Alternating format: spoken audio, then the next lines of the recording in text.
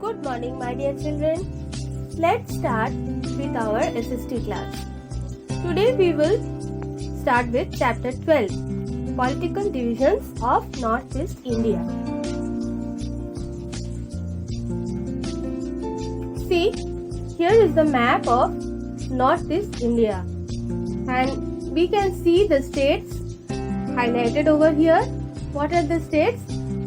The states here are Sikkim, Arunachal Pradesh, Assam, Nagaland, Meghalaya, Manipur and Mizoram and Tripura.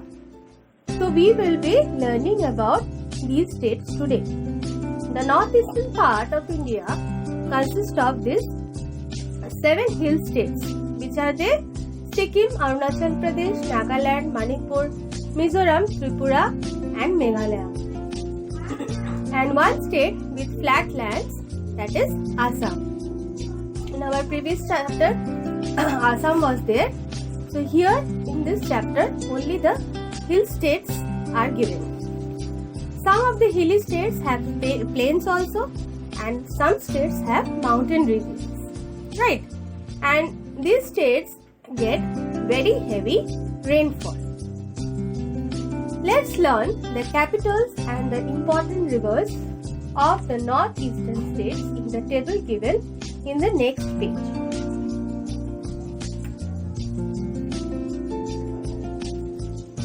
Here it is.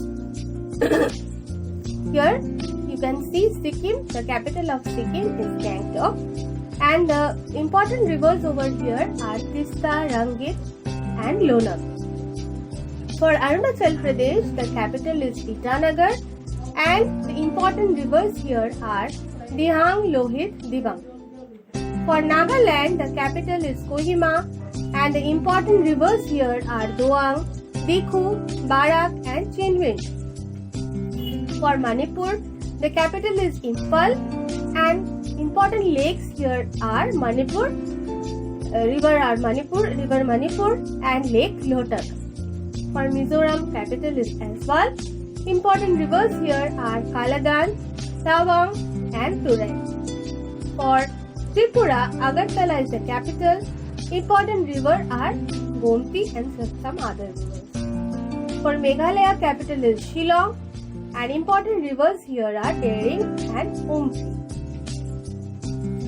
Now in this chapter, we will be going through the details of 2 states only, that is Sikkim and Meghalaya. Just see into this map. You can see the state of Sikkim just in the northeastern part or northeastern corner of India. So let us learn the details of it. As you know, the capital city of Sikkim is Gangtok, and most of the people of Sikkim lives here. Maximum number of people live in the capital city.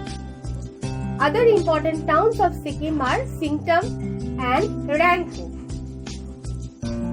You can see a very nice monastery picture given in your book in page number 103. Okay, it has many monasteries, more than 200 Buddhist monasteries, and the well-known monastery here is the Rumtek monastery. Now let us learn about the rivers here. Sikkim is drained by the river Tista before it enters the plains of India. Yes, the Great Northern Plain. Before entering into it, Sikkim is drained through this river. In Sikkim, you will find that Tista is joined by the beautiful green colored Rangit river. I will show you the pictures of the rivers. Beautiful Rangit river it has joined. And also you will see the Lonak river, another tributary of Tista. Right? This also flows through this state. Natural vegetation here is that the state has large areas of forest lands, sal, trees, bamboos, fern and orchids are found in the lower regions. And as the height of the land increases as you go upwards, you will find that the vegetation changes into conifers. You will find more of coniferous trees here, as well as trees and plants that can grow in the colder regions, right? Now let us look over to the pictures. See, this is the capital city of Sikkim, that is Gangtok. Next we can see the other towns like Singtam, and next is Rangpo. After this we will see the beautiful river Tista and river Rangkip. You can see the color of the river is green color. It is a very beautiful river, as well as Tista river is also looking very beautiful, isn't it? Next, you will find the trees, the natural vegetation, that is the sal trees, the bamboo trees. Next is the fern trees, as well as the orchid trees. The orchid flowers are very beautiful, but we usually plant these trees over here, but that is the natural vegetation of Sikkim. Naturally, it grows over there. Next, let us learn about the crops. Corn, rice and barley are grown on terrace fields. As this part, Sikkim is a hilly region. We have already learned earlier what is terrace field. The mountain slopes are cut down into fields, and crops are grown over there. So, those two terrace fields, this corn, rice and barley are grown. As well as, along with that, fruits and vegetables are also grown, and tea is also a major part of the cultivation. The state also grows large amount of cardamom. Cardamom, you know, it is a very good spice. You also call it as elaichi. Okay. So this is also grown in a large amount in Sikkim. The occupation of people here is farming and cattle rearing.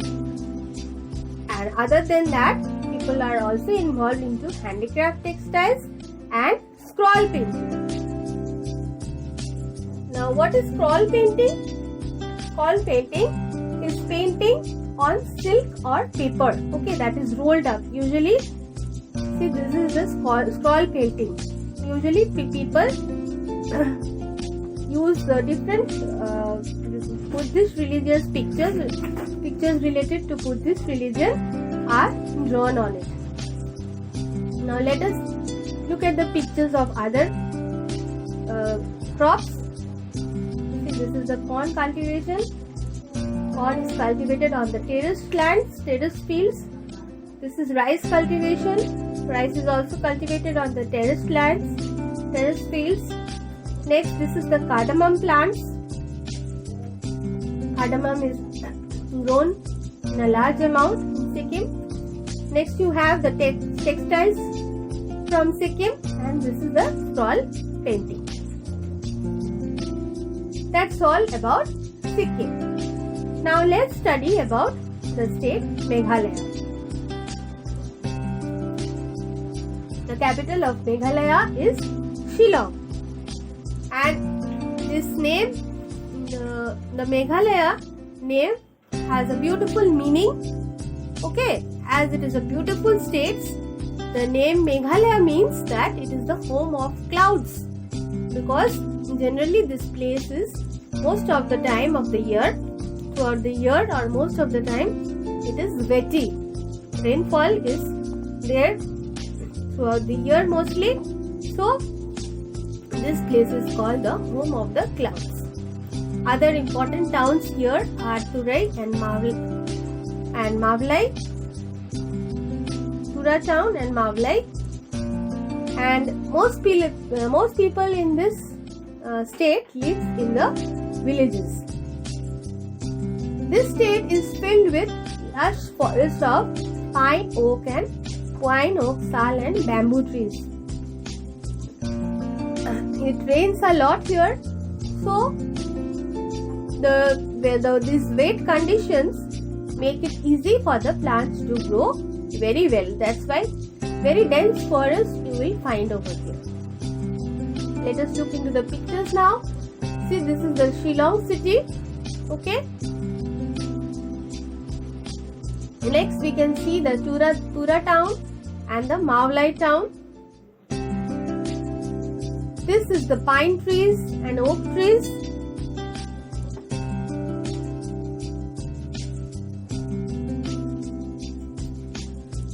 Now let's look into the crops. The main crops grown here are rice, corn, millets, chilies, ginger, betel nuts, jute and fruits. The people usually use shifting or jhum, they practice shifting or jhum cultivation in this area. Now what is shifting cultivation? You will find that in this method, when the land is cultivated already, that patch of land is burnt after the crop is red, after the crop is cut down. Then that field is burnt, okay, and it is left for some time, okay, so that field regain its fertility again, and they shift into another field for cultivation. See, it is already given here. It is an indigenous cultivation method in agriculture. Farmers slash and burn a patch of land and start growing food crops. Okay, first they prepare the land.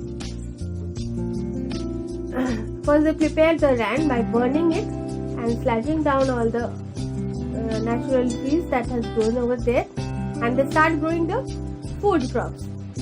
When the crop is done, when the crop is cut down, after that they shift to another field for growing the crops, because the fertility of this field has already declined. After again some time they come back to this land. So the farmers shift from one land to another land. That's why it is called shifting cultivation. Right. Now what are the occupations? As you know that agriculture is the main occupation. So here also the most of the people follow agriculture. Some people, some small factories are there like cement factory or wooden boards. So few people are also employed in these factories. Now let us look at the pictures of the crops. See, these are the millets grown. Next you have the betel nut trees, and this is the chilies that are grown by the people of Meghalaya. And as I have shown you just now, this is shifting cultivation. You can see the picture. The land, it is cut down. The trees are cut down and they are burnt. The field is prepared for cultivation. Once the cultivation is done, then again the farmers shift to another field for cultivation, so that this land can regain back its fertility when it is left barren. So children, please go through the chapter thoroughly and learn it. That's all for today. Thank you.